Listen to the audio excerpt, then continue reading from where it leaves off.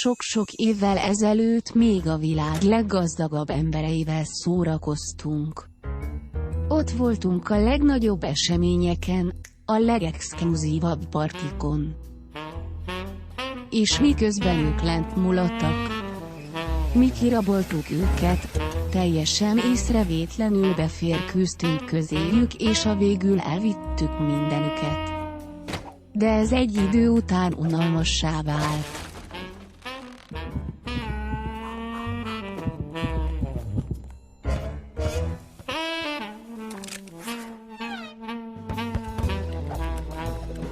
Valamit többet akartunk. De ketten kevesek voltunk hozzá. Ezért megkerestük a világ legjobbjait, hogy elkövessük életünk legnagyobb rablását. Ők voltak a legjobbak, és mikor már mindent elterveztünk, minden készen állt a nagy rablásra.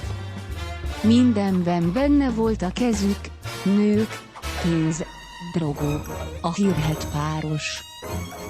Fő területük a pénzbehajtás. Ma már mindenki csak úgy ismeri őket, dupla kávé. Gellért, ő az, akivel sosem találkoztunk.